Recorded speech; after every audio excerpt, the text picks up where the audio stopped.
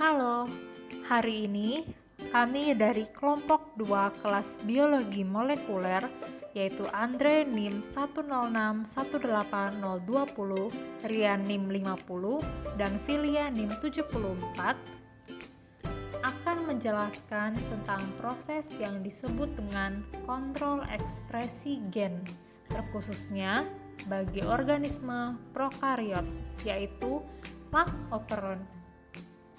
Selamat menikmati.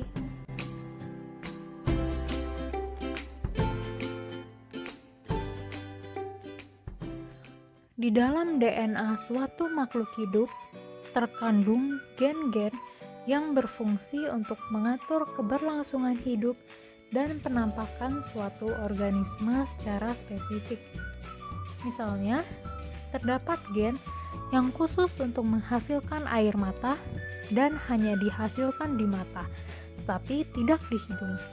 Proses ini diatur secara spesifik pada waktu dan situasi yang tepat. Pada bakteri, misalnya E. coli, terdapat sebuah regulasi gen yang biasanya dikenal sebagai lak operon yang mengkode protein untuk mencerna laktosa sebagai sumber energi bagi bakteri.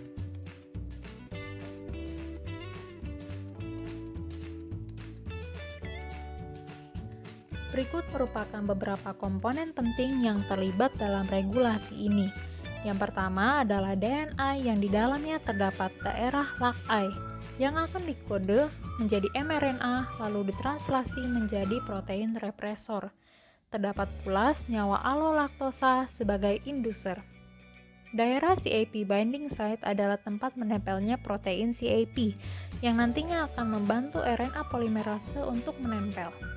Terdapat pula CAMP yang berfungsi untuk membantu penempelan protein CAP dan membantu mendeteksi keberadaan glukosa.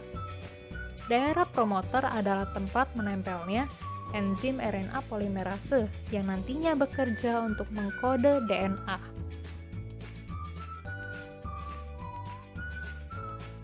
Terdapat pula daerah operator yang akan menjadi tempat penempelan bagi protein represor. Di samping daerah operator, terdapat gen-gen yang berfungsi untuk dikode menjadi enzim pencerna laktosa, yaitu terdapat gen LAC-Z, LAC-Y, dan LAC-A. Daerah ini disebut juga sebagai gen struktural, yang nantinya akan ditranskripsi dan ditranslasi menjadi enzim yaitu beta-galaktosidase, permease, dan transasetilase.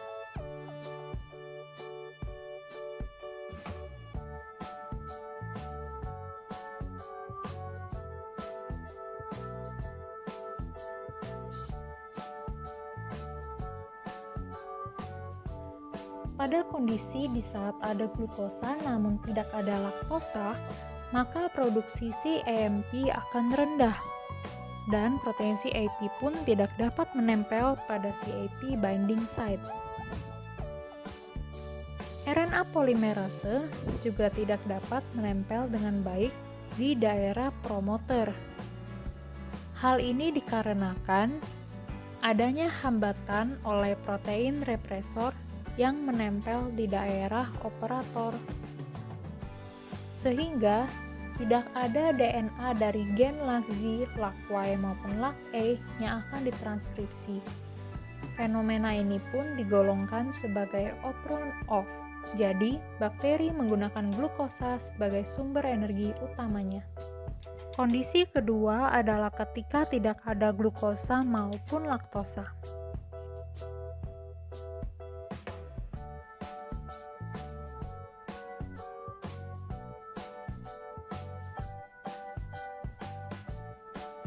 RNA polimerase tidak akan bisa bekerja dengan baik pada situasi ini.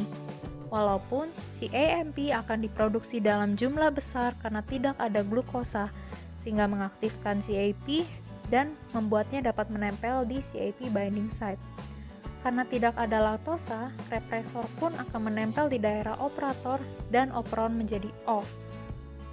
Pada situasi di mana ada glukosa dan laktosa, produksi CAMP akan sangat rendah, maka CAP pun tidak aktif dan tidak dapat menempel di CAP binding site.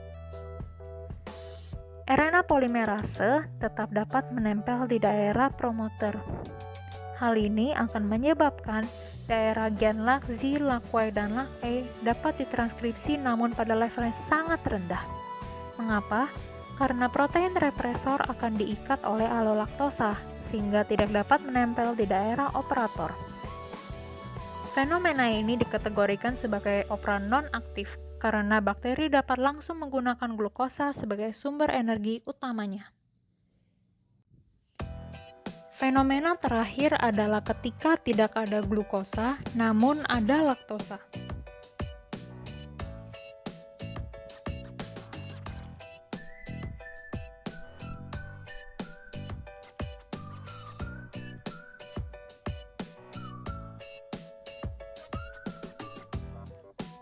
RNA polimerase dapat menempel dengan baik pada daerah promoter oleh karena bantuan dari protein CAP yang diinduksi oleh CAMP yang diproduksi dalam jumlah besar karena tidak ada glukosa.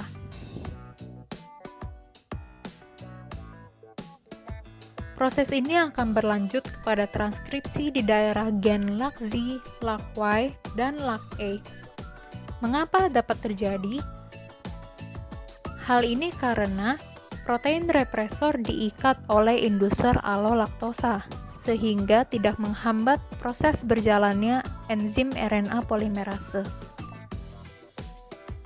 Fenomena ini dikategorikan sebagai operon on. mRNA yang sudah ditranskripsi tadi akan ditranslasi menjadi enzim yang akan mencerna laktosa menjadi glukosa dan galaktosa, sehingga dapat menjadi sumber energi bagi bakteri. Sekian dari penjelasan kami. Semoga memberi manfaat. Sampai jumpa.